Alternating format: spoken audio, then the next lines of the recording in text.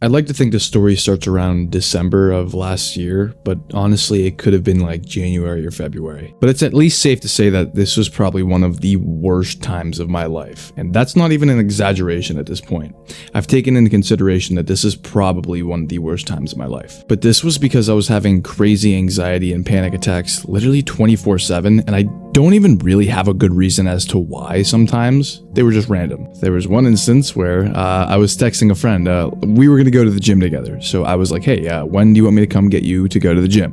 Off topic, but if you don't have a training partner, what are you doing? Bro, just get a training partner. Trust me. Anyways, the main thing I remember in that moment was just my heart started pounding, accelerating quickly, and I had no idea why. Dude, I've texted this dude 100,000 times, and yet I'm still just super anxious. I'm having a random panic attack. Like, what? Like, this shouldn't even really be happening, but it is. The truth was, I found myself in these like random positions where I would just have these random panic attacks, and I didn't know why. The unfortunate thing about this was the best case scenario, which means everything else I would just stress over. So this would be like literally everything. If my trash needed to be taken out, I would be thinking about it for hours, and I would not be able to even settle myself down. I'd have accelerated heart rate, and I just wouldn't be able to get anything done. When you have all this anxiety just built up, it can lead to just so many worse circumstances. It almost like feels like it's starting to eat you from the inside out. It got to the point where I didn't even really want to go to the gym for reasons that I'm going to explain later in this video, but we'll get into that. Because when it comes to anxiety, I know this isn't just a theory. I've dealt with it, I've lived it, I've been there, alright? So today I'm just going to walk you through everything that I did in order to conquer this anxiety and get back on track with my life so that I can live freely again. This is with no stupid medication that your doctor will give you, because quite honestly, if you go to a doctor these days, we know they're just going to give you anything that you ask for. And if you didn't know this, Big Pharma is a scam, so please just listen to me here. But don't just take it from me, do your own research as well, because that's something critical that I think everybody watching this should understand, because my audience should be educating themselves, because that's what we do here. But there was no breathing technique I did. I didn't just pretend that my anxiety didn't exist. I faced it head on, and I'll show you how I did this. Anyways, what is anxiety? Anxiety, just a human's natural response to stress. It happens. And honestly, living a world without it would be absolutely crazy, so we need at least some sort of anxiety. I always feel like it's important to have some sort of balance of all emotions, because you can't just be happy all the time, right? Because I know you know the feeling of getting out of a rut, and then that happiness is just accelerated by 10x. Something I had to come to the realization of is that anxiety is just the fear of something that hasn't happened yet. Like, this doesn't have to happen. So at the time I was with this girl, and I still am with this girl, and I think what may have actually led to most of this anxiety was the fact that I wasn't being the best that I could for this person, even though I probably was exceeding their expectations at the time. And that feeling lingered for so long. I mean, like, I literally lingered for months, and then all it took, and I'm telling you right now, all it took was me realizing that I wasn't doing enough for myself. And honestly, I knew what I wanted to do. I knew what I wanted to take action with, but I just wasn't doing it. So quite honestly, I think a lot of this just comes from realizing that you have to take action on what you know you have to do. A lot of this anxiety was built up knowing that I knew what I wanted to do with my life, and I was just watching the time tick by, and I was just too worried about what other people's thoughts or what other people thought of me at that time. And it was only recently, until like these last few months, where I was like, okay, you know what? It's time to just let it all go. It is not worth the total stress and mental discomfort to just let some other people dictate how the way I want to live my life, whenever I could just be living it now and just honestly be enjoying it. You have to be able to be like kind of comfortable with the fact that there are going to be people that make fun of you, and there are going to be people that don't agree with what you do. But at the end of the day, it all comes down to taking action on something you're passionate about, because if you do not, that anxiety is just going to build up, and this is going to lead to major depression, because that's what I lived through. And if you're watching this video, that's probably what you're going through as well. But listen, I could easily just say, okay, video's over, and that could be the end of it. But there's also so many other things that kind of just flooded into this sort of world of stress in my life that honestly, it could have been prevented. And honestly, you really kind of just had to play around with it in order to figure it out. Okay. It sucks, right? Sometimes you read all this stuff on the internet, and you have to try things out for yourself in order to find out what actually works. So that's why you're on this video. You're going to find out what's BS and what's not. First things first, I completely cut out any sort of caffeine in my life. This may not be the case for everybody, but caffeine really induced my panic attacks and anxiety because caffeine is naturally supposed to just raise your heart rate. So some easy changes I made was no more energy drinks. I would actually have diet sodas that had caffeine. If you didn't know, diet sodas, a lot of them, not all of them actually have caffeine, but I would only consume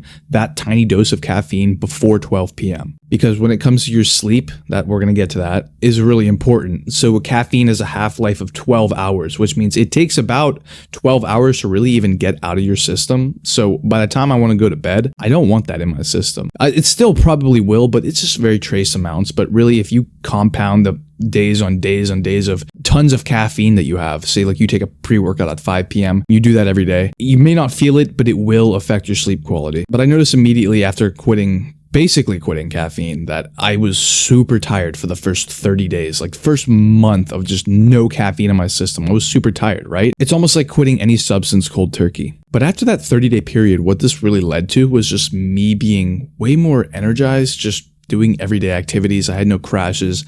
I still had the anxiety though, but let's be real, it did help in the end. I'd be ridiculous to say that it didn't help at all. But I would take a stim-free pre-workout too, so it was like no caffeine, but it had all the pump ingredients so I could get a nasty pump, you know what I mean? So I'm sorry, I'm pasty as hell. So I mean, whatever. I hope you guys realize the importance of this though. If you can make one of these changes, it may even cure everything for you, but that doesn't mean it will.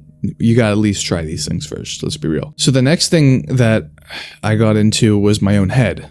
Okay, so we have to realize that. So this is going to be a little bit personal, but I had no libido at all. I had no sex drive. I had no desire to do any of that. But this was ultimately because I was already really stressed out, man. I mean, I know it sounds really weird, but it's honestly the truth. But then I would get in my own head and then be stressed out about the fact that I am stressed out. And it kind of just like compiled into a stress sandwich, like, because I legitimately just could not stop stressing about that. Oh my God, this has never happened to me before. Is this normal? Am I unhealthy? Is there something wrong with me? Do I need to go get my blood tested? And that's exactly what I did. I went and got my blood tested. Everything was fine with me. It was all in my noggin. It was all in my head. There was nothing wrong with me. And I had a fitness coach at the time that was literally telling me this to my face. There was nothing wrong with me. So most of this stuff, guys, realize that you may think that there's something extremely wrong with you. You may have this rare condition, but there's nothing wrong with you at all. But after trying to figure out some sort of cure for this, I didn't know what to do. And honestly, I wanted to stop going to the gym in general, because if you didn't know, there's something in my throat, but it combines together to add to your total stress levels. I wanted nothing to do with that. Literally nothing. So what did I do from here? I stopped going to the gym as much. I thought I needed less volume to recover. I thought I was under-recovered. I thought I was overtraining. I didn't know what the hell was going on with me. Come to figure out, I was just stressed about me being stressed, and the sandwich boiled on to a whole Subway, make your own whatever, I don't even know. So you could see how this kind of compiles and just seems ridiculous, right? That got me diving more into my sleep. I wanted to dial in my sleep as much as possible, but not because of I wanted to be healthy, but I wanted to get my test levels back is what I thought was the problem. But dude, I was just stressed. I was just so anxious all the time. No matter what I was doing, I would be sitting at the doctor's office. I'd be like, my leg was shaking 24/7. Or if I was eating dinner, I was looking over my shoulder 24/7. I thought I was paranoid. I thought there was something after me or something. I don't even know, man. I know this sounds so weird, but I know that there's someone out there watching this video who's going through something very similar, maybe even the exact same thing. But a lot of people will tell you to do this BS breathing strategy, like deep breath in, deep breath out, deep breath in. Listen, okay, if that works for you, then go for it. But for me, absolutely nothing. So to sum up what I've brought up so far, I just wanted to tap into the fact that I was just being a loser. I was just being a loser who needed to just take action. I was living a fraudulent lifestyle where I thought that I needed to live in other people's standards. I felt so lost because nothing was going for me and I wasn't willing to take the first step to actually make something happen for me. Then that ultimately led me into a life of spiraling downhill into thinking that there was something wrong with me. Then there was no thought of even me wanting to take action anymore. I just wanted to fix myself. It was instead of, okay, let's attack life, it was more of how can I fix myself because now I'm in the gutter. One thing I am very, very open about is talking to someone about it. You cannot wait until you're down drowning in the ocean to ask for a lifeboat, because then it's just too late and then there's too much to let out. At the end of the day though, really all you have is yourself. But you need to talk to somebody importantly who has the knowledge. You don't want to just go to your best friend who's struggling themselves and you know it. Because quite honestly, everyone has something that they're dealing with. But if you know someone who's openly dealt with these struggles and talks about it openly, they're going to have the best advice because they know exactly how to go about it. So when I was talking to my fitness coach about it, he knew exactly what I was going through because he had been in my exact same shoes as I was. Keep in mind, this guy is like 4 years older than me, so the age range doesn't really matter.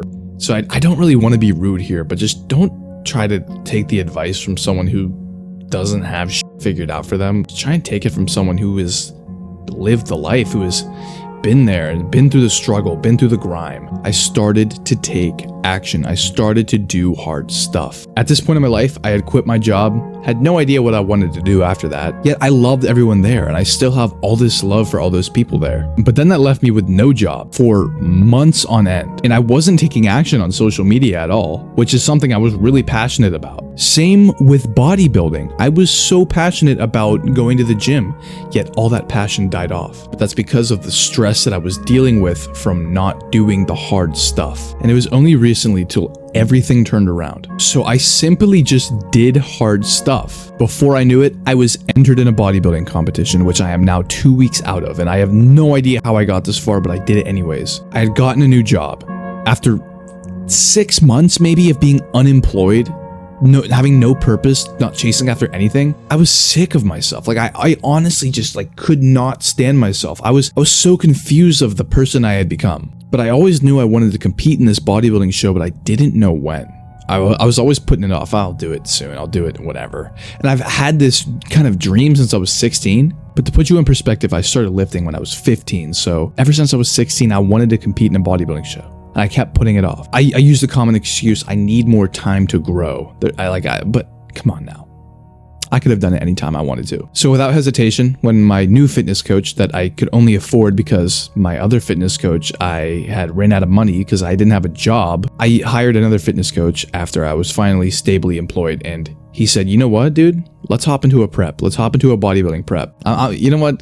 I'm tired of waiting. Let's do this. Within the span of a week, I had completely started the upward trajectory of conquering this anxiety completely. And that was because I was actually taking action in my life. I was taking control of my life, and I had no idea how good it felt again because I was so kind of depleted of this feeling of just attacking life again. I know you guys behind the camera are like, what? He's got a job, dude. It's so easy. But yeah, dude, think of how low I thought of myself because I didn't even have a job at this point. But as a man, if you were not chasing after something in your life, then you are missing out on one of the key purposes of just fulfillment. So it's important to take action in these times. It really is. But ever since I have found that discipline and the hard work of me doing a bodybuilding prep and also doing this job that I was just I'm still kind of just floating by it, to be honest with you. I don't even think about this anymore. Hard work has become fun for me. But it always was at the start. Hard work should be fun. Progressing in life should be fun. But everyone loses their stride eventually. Everyone's shoes get untied. You just got to find a way to relearn to tie your shoes and get back in the race. So that's exactly what I did. So I'm telling you, even though I haven't made it yet, even though I'm not where I want to be yet, I chased my passion and I chased the hard stuff, and it literally made a 180 impact in my life, and I am as calm as can ever be. I am in REM sleep every single night. I literally do not have that accelerated heart rate that I had. My resting heart rate is probably way levels below than it was before, but it's important because you're depriving yourself of just the most important thing as a man, and that's progressing. Staying stagnant will literally kill your mental health, because while you're staying stagnant, you're most likely scrolling on social media, and then you're comparing yourself to people who are actually killing it, and they're doing everything that you want to do. And I had to see that, and I saw it over and over again. And it was up to me to finally make the decision where, okay, this is where I kind of just grab life. I'm making this difference. No one else can do it for me.